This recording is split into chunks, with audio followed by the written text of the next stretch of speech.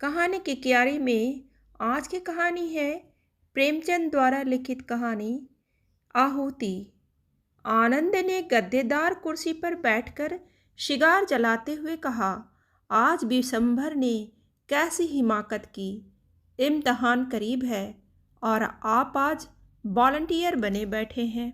कहीं पकड़े गए तो इम्तहान से हाथ धोएंगे। मेरा तो ख्याल है कि वजीफा भी बंद हो जाएगा।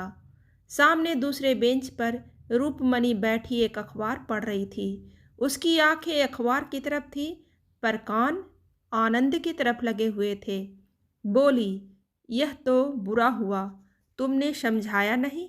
आनंद ने मुंह बनाकर कहा, जब कोई अपनों को दूसरा गांधी समझने लगे तो उसे समझाना मुश्किल हो जाता है। वह उल्टे मुझे समझाने लगता है। रूपमणि ने अखबार को समेटकर बालों को संभालते हुए कहा, तुमने मुझे भी नहीं बताया, शायद मैं उसे रोक सकती। आनंद ने कुछ चिढ़कर कहा, तो अभी क्या हुआ? अभी तो शायद कांग्रेस ऑफिस ही में हो, जाकर रोक ले। आनंद और विशंभर दोनों ही यूनिवर्सिटी के विद्यार्थी थे। आनंद के हिस्से में लक्ष्मी भी पड़ी थी, सरस्वती भी। विशंभर फूटी तकदीर लेकर आया था। प्रोफेसरों ने दया करके एक छोटा सा वजीफा दे दिया था। बस यही उसकी जीविका थी। रूपमणि भी साल भर पहले उन्हीं के समकक्ष थी, पर इस साल उसने कॉलेज छोड़ दिया था। स्वास्थ्य कुछ बिगड़ गया था। दोनों युवक कभी कभी उससे मिलने आते रहते थे। आनंद आता था उसका हृदय लेने के लिए, विशंभर आता था यूं ही। जीभ पढ़ने में न लगता या घबराता तो उसके पास आ बैठता था। शायद उससे अपनी विपत्ति कथा कहकर उसका चित्त कुछ शांत हो जाता था। आनंद के सामने कुछ बोलने की उसकी हिम्मत न पड़ती थी। आनंद के पास उसके लिए सहानुभूति का एक शब्द भी न था। वह उसे फटकारता था, जलील करता था और बेवकूफ़ बनाता था। दिसंबर में उससे बहस करने की सामर्थ्य न थी। सूर्य के सामने दीपक की हस्ती ही क्या है। आनंद का उस पर मानसिक आधिपत्य था। जीवन में पहली बार उसने उस आधिपत्य को अस्वीकार किया था और उसी की शिकायत लेकर आनंद रूपमणि के पास आया था। महीनों विशंभर ने आनंद के तर्क पर अपने भीतर के आग्रह को ढाला, पर तर्क से परास्त होकर भी उसका हृदय विद्रोह करता रहा। बेशक उसका यह साल खराब हो जाएगा, संभव है छात्र जीवन ही का अंत हो जाए, फिर इस 14-15 वर्षों की मेहनत पर पानी फिर जाएगा। न खुदा ही मिलेगा, न सनम का विशाल ही नसीब होगा। आग में कूदने से क्या फ़ायदा। यूनिवर्सिटी में रहकर भी तो बहुत कुछ देश का काम किया जा सकता है। आनंद महीने में कुछ न कुछ चंदा जमा कर लेता था। दूसरे छात्रों से स्वदेशी की प्रतिज्ञा करा ही लेता है। विशंभर को भी आनंद ने यही सलाह दी। इस तर्क ने उसकी बुद्धि को तो जीत लिया, पर उसके मन को न जीत सका। आज जब आनंद कॉलेज गया तो विशंभर ने स्वराज्य भवन की राह ली। आनंद कॉलेज से लौटा तो उसे अपनी मेज पर विशंभर का पत्र मिला। लिखा था, प्रिय आनंद, मैं जानता हूँ कि मैं जो कुछ करने जा रहा हूँ वह मेरे लिए हितकर नहीं है, पर न जाने कौन सी शक्ति मुझे खींचे जा रही है। मैं जाना नहीं चाहता पर जाता हूँ, उसी की तरह जैसे आदमी मरना नहीं चाहता पर मरता है, रोना नहीं चाहता पर रोता है। जब सभी लोग जिन पर हमारी भक्ति है ओखली में अपना सिर डाल चुके थे तो मेरे लिए भी अब कोई दूसरा मार्ग नहीं है। मैं अब और अपनी आत्मा को धोखा नहीं दे सकता। यह इज्जत का सवाल है और इज्जत किसी तरह का समझौता नहीं कर सकती। तुम्हारा विशंभर। खत पढ़कर आनंद के जी में आया कि विशंभर को समझाकर लौटा लाए, पर उसकी हिमाकत पर गुस्सा आया और उसी तैस में वह रूपमणि के पास जा पहुंचा। अगर रूपमणि उसकी खुशामद करके कहती, जाकर उसे लौटा लाओ, तो शायद वह चला जाता, पर उसका यह कहना कि मैं उसे रोक लेती उसके लिए असह्य था। उसके जवाब में रोष था, रुखाई थी और शायद कुछ हसद भी था। रूपमणि ने गर्व से उसकी ओर देखा और बोली, अच्छी बात है, मैं जाती हूँ। एक क्षण के बाद उसने डरते डरते पूछा, तुम क्यों नहीं चलते? फिर वही गलती। अगर रूपमणि उसकी खुशामद करके कहती तो आनंद जरूर उसके साथ चला जाता, पर उसके प्रश्न में पहले ही यह भाव छिपा था कि आनंद जाना नहीं चाहता। अभिमानी आनंद इस तरह नहीं जा सकता। उसने उदासीन भाव से कहा, मेरा जाना व्यर्थ है। तुम्हारी बातों का असर होगा। मेरी मेज पर यह खत छोड़ गया था। जब वह आत्मा और कर्तव्य और आदर्श की बड़ी बड़ी बातें सोच रहा है और अपने को भी कोई ऊंचे दर्जे का आदमी समझ रहा है, तो मेरा उस पर कोई असर न होगा। उसने जेब से पत्र निकालकर रूपमणि के सामने रख दिया। इन शब्दों में जो संकेत और व्यंग्य था, उसने एक क्षण तक रूपमणि को उसकी ओर देखने न दिया। आनंद के इस निर्दय प्रहार ने उसे आहत कर दिया था, पर एक ही क्षण में विद्रोह की एक चिंगारी भी उसके अंदर जा घुसी। उसने स्वच्छंद भाव से पत्र को लेकर पढ़ा पढ़ा सिर्फ आनंद के प्रहार का जवाब देने के लिए, पर पढ़ते पढ़ते उसका चेहरा तेज से कठोर हो गया। गर्दन तन गई, आंखों में उत्सर्ग की लाली आ गई। उसने मेज पर पत्र रखकर कहा, नहीं, अब मेरा जाना भी व्यर्थ है। आनंद ने अपनी विजय पर फूलकर कहा, मैंने तो तुमसे पहले ही कह दिया। इस वक्त उसके सिर पर भूत सवार है। उस पर किसी के समझाने का असर न होगा। जब साल भर जेल में चक्की पीस लेंगे और वहां से तपेदिक लेकर निकलेंगे या पुलिस के डंडों से सिर और हाथ पांव तुड़वा लेंगे, तो बुद्धि ठिकाने आवेगी। अभी तो जय जयकार और तालियों के स्वप्न देख रहे होंगे। रूपमणि सामने आकाश की ओर देख रही थी। नीले आकाश में एक छाया चित्र सा नजर आ रहा था। दुर्बल, सूखा हुआ, नग्न शरीर, घुटनों तक धोती, चिकना सिर, पोपला मुंह, तप, त्याग और सत्य की सजीव मूर्ति। आनंद ने फिर कहा, अगर मुझे मालूम हो कि मेरे रक्त से देश का उद्धार हो जाएगा, तो मैं आज उसे देने को तैयार हूँ। लेकिन मेरे जैसे 150 आदमी निकल ही आए तो क्या होगा? प्राण देने के सिवा और तो कोई प्रत्यक्ष फल नहीं दिखता। रूपमणि अब भी वही छायाचित्र देख रही थी। वही छाया मुस्कुरा रही थी, सरल मनोहर मुस्कान जिसने विश्व को जीत लिया है। आनंद फिर बोला, जिन महाशयों को परीक्षा का भूत सताया करता है, उन्हें देश का उद्धार करने की सूझती है। पूछिए, आप अपना उद्धार तो कर ही नहीं सकते, देश का क्या उद्धार कीजिएगा? इधर फेल होने से उधर के डंडे फिर भी हल्के हैं। रूपमणि की आंखें आकाश की ओर थी। छाया चित्र कठोर हो गया था। आनंद ने जैसे चौंक कर कहा, हाँ, आज बड़ी मजेदार फिल्म है, चलती हो? पहले शो में लौट आए। रूपमणि ने जैसे आकाश से नीचे उतरकर कहा, नहीं, मेरा जी नहीं चाहता। आनंद ने धीरे से उसका हाथ पकड़कर कहा, तबीयत तो अच्छी है। रूपमणि ने हाथ छुड़ाने की चेष्टा न की। बोली, हाँ, तबीयत में हुआ क्या है? तो चलती क्यों नहीं? आज जी नहीं चाहता तो फिर मैं भी न जाऊंगा। बहुत ही उत्तम टिकट के रुपए कांग्रेस को दे दो। यह तो टेढ़ी शर्त है, लेकिन मंजूर। कल रसीद मुझे दिखा देना। तुम्हें मुझ पर इतना भी विश्वास नहीं? आनंद हॉस्टल चला। जरा देर बाद रूपमणि स्वराज्य भवन की ओर चली। रूपमणि स्वराज्य भवन पहुंची तो स्वयं सेवकों का एक दल विलायती कपड़े के गोदामों को पिकेट करने जा रहा था। विशंभर दल में न था। दूसरा दल शराब की दुकानों पर जाने को तैयार खड़ा था। विशंभर इसमें भी न था।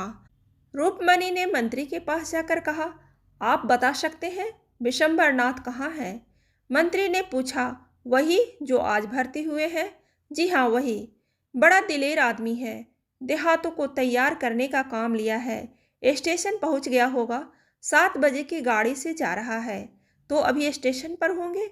मंत्री ने घड़ी पर नजर डालकर जवाब दिया, हाँ, अभी तो शायद स्टेशन पर मिल जाए। रूपमणि ने बाहर निकालकर साइकिल तेज की। स्टेशन पर पहुंची तो देखा विशंभर प्लेटफॉर्म पर खड़ा है।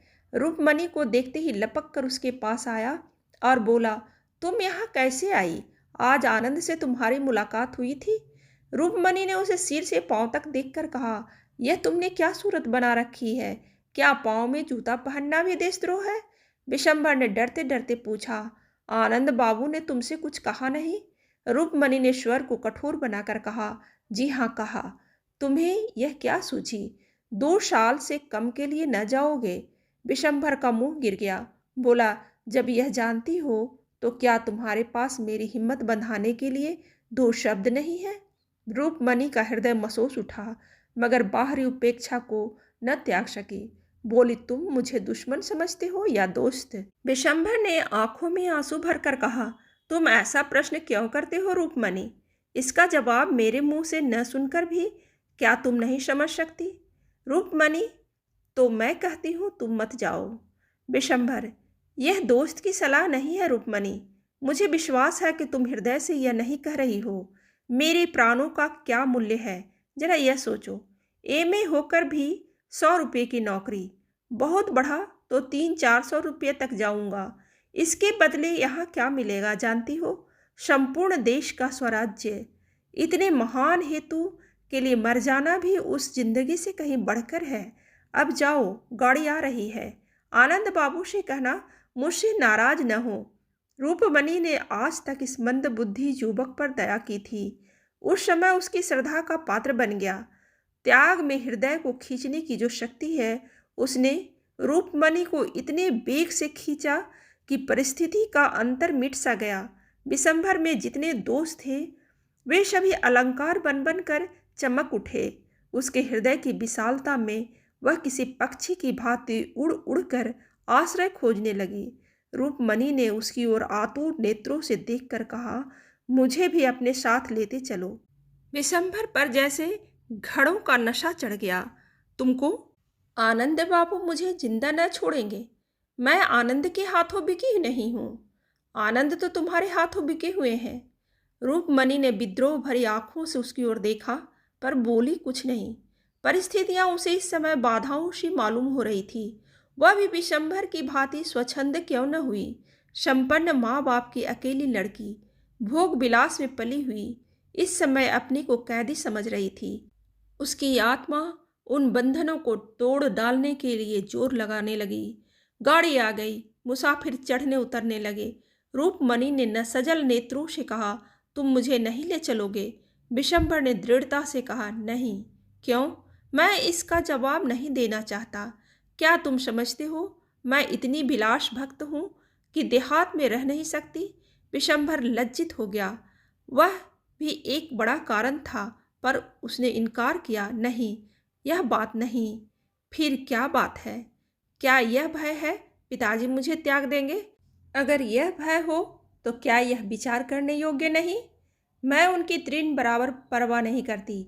विशंभर ने देखा, रूपमणि के चांद से मुख पर गर्वमय संकल्प का आभास था। वह उस संकल्प के सामने जैसे कांप उठा। बोला, मेरी यह याचना स्वीकार करो।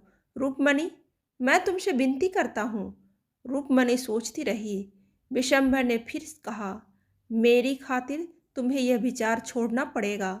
रूपमणि ने सिर झुकाकर कहा, अगर तुम्हारा यह आदेश है तो मैं मानूंगी। विशंभर, तुम दिल में समझते हो, मैं क्षणिक आवेश में आकर इस समय अपने भविष्य को गारत करने जा रही हूँ। मैं तुम्हें दिखा दूंगी, यह मेरा क्षणिक आवेश नहीं है, दृढ़ संकल्प है। जाओ, मगर मेरी इतनी बात मानना कि कानून के पंजे में उसी वक्त आना जब आत्माभिमान या सिद्धांत पर चोट लगती है। मैं ईश्वर से तुम्हारे लिए प्रार्थना करती रहूंगी। गाड़ी ने सीटी दी। विशंभर अंदर जा बैठा। गाड़ी चली गई। रूपमणि मानो विश्व की संपत्ति आंचल में लिए खड़ी रही। रूपमणि के पास विशंभर का एक पुराना रद्दी सा फोटो अलमारी के एक कोने में पड़ा हुआ था। आज स्टेशन से आकर उसने निकाला और उसे एक मखमली फ्रेम में लगाकर मेज पर रख दिया। आनंद का फोटो वहां से हटा दिया गया। विशंभर ने छुट्टियों में उसे 2-4 पत्र लिखे थे। रूपमणि ने उन्हें पढ़कर एक किनारे डाल दिए थे। आज उसने उन पत्रों को निकाला और उन्हें दोबारा पढ़ा। उन पत्रों में आज कितना रस था। वह बड़ी हिफाजत से राइटिंग बॉक्स में बंद कर दिए गए। दूसरे दिन समाचार पत्र आया तो रूपमणि उस पर टूट पड़ी। विशंभर का नाम देखकर वह गर्व से फूल उठी। दिन में एक बार स्वराज्य भवन जाना उसका नियम हो गया। जलसों में भी बराबर शरीक होती। विलास की चीजें एक एक कर सब फेंक दी गई। रेशमी साड़ियों की जगह गाढ़े की साड़ियाँ आई। चरखा भी आया। वह घंटों बैठी सूत काटती। उसका सूत दिन दिन बारीक होता गया।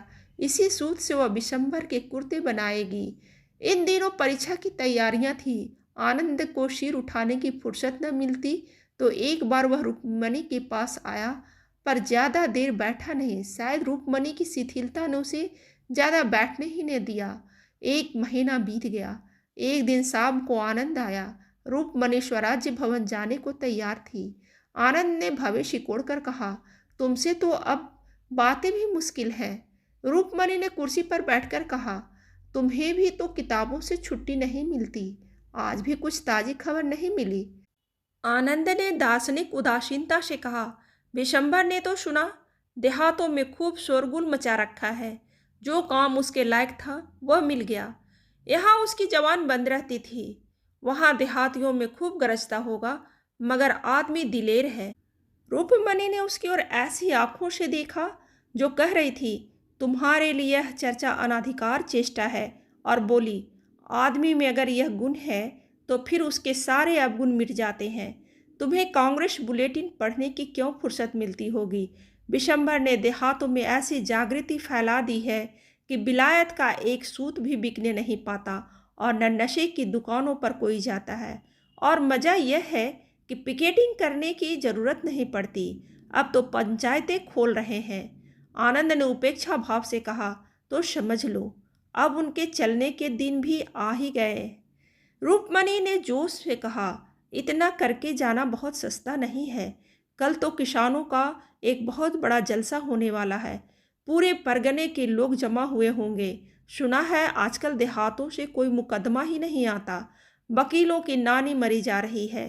आनंद ने कड़वेपन से कहा, यही तो स्वराज्य का मजा है कि जमींदार, वकील और व्यापारी सब मरे, बस केवल मजदूर और किसान रह जाए। रूपमणि ने समझ लिया आज आनंद तुलकर आया है।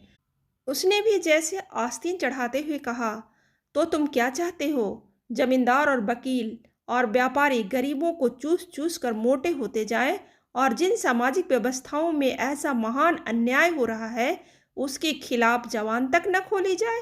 तुम तो समाज शास्त्र के पंडित हो, क्या किसी अर्थ में यह व्यवस्था आदर्श कही जा सकती है? सभ्यता के 3 मुख्य सिद्धांतों का ऐसी दशा में किसी न्यूनतम मात्रा में भी व्यवहार हो सकता है? आनंद ने गर्म होकर कहा, शिक्षा और संपत्ति का प्रभुत्व हमेशा रहा है और हमेशा रहेगा। हाँ, उसका रूप भले ही बदल जाए। रूपमणि ने आवेश से कहा, अगर स्वराज्य आने पर भी संपत्ति का यही प्रभुत्व रहा और पढ़ा लिखा समाज यो ही स्वार्थांध बना रहा, तो मैं कहूँगी ऐसे स्वराज्य का नाना ही अच्छा है। अंग्रेजी महाजनों की धन लोलुपता और शिक्षितों का स्वहित ही आज हमें पीछे डाल रहा है।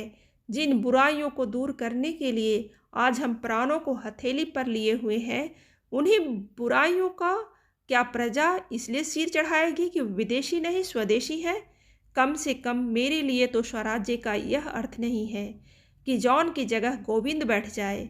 मैं समाज की ऐसी व्यवस्था देखना चाहती हूँ जहाँ कम से कम विषमता को आश्रय न मिल सके। आनंद, यह तुम्हारी नीच की कल्पना होगी। रूपमणि, तुमने अभी इस आंदोलन का साहित्य पढ़ा ही नहीं। आनंद, न पढ़ा है न पढ़ना चाहता हूँ। रूपमणि, इससे राष्ट्र की कोई बड़ी हानि न होगी। आनंद, तुम तो जैसे वह रही ही नहीं, बिल्कुल काया पलट हो गई। सहसा डाकियों ने कांग्रेस बुलेटिन लाकर मेज पर रख दिया। रूपमणि ने अधीर होकर उसे खोला। पहले शीर्षक पर नजर पड़ते ही उसकी आंखों में जैसे नशा छा गया। अज्ञात रूप से गर्दन तन गई और चेहरा एक अलौकिक तेज में दमक उठा। उसने आवेश में खड़ी होकर कहा, विशंबर पकड़ लिए गए और 2 साल की सजा हो गई। आनंद ने विरक्त मन से पूछा, किस मामले में सजा हुई? रूपमणि ने विशंबर के फोटो को अभिमान की आंखों से देखकर कहा, रानीगंज में किसानों की विराट सभा थी, वहीं पकड़ा गया है। आनंद, मैंने तो पहले ही कहा था 2 साल के लिए जाएंगे, जिंदगी खराब कर डाली। रूपमणि ने फटकार बताई, क्या डिग्री ले लेने से ही आदमी का जीवन सफल हो जाता है? सारा ज्ञान, सारा अनुभव पुस्तकों ही में भरा हुआ है। मैं समझती हूँ संसार और मानवीय चरित्र का जितना अनुभव विशंबर को 2 सालों में हो जाएगा, उतना दर्शन और कानून की पोथियों से तुम्हें 200 वर्षों में भी न होगा। अगर शिक्षा का उद्देश्य चरित्र बल मानो तो राष्ट्र संग्राम में मनोबल के जितने साधन हैं पेट के संग्राम में कभी हो ही नहीं सकते। तुम यह कह सकते हो कि हमारे पेट की चिंता ही बहुत है, हमसे और कुछ हो ही नहीं सकता। हम में न उतना साहस है, न बल, न धैर्य, न संगठन। तो मैं मान जाऊंगी, लेकिन जनहित के लिए प्राण देने वालों को बेवकूफ़ बनाना मुझसे नहीं सहा जा सकता। विशंभर के इशारे पर आज लाखों आदमी सीना खोलकर खड़े हो जाएंगे। तुम में है जनता के सामने खड़े होने का हौसला?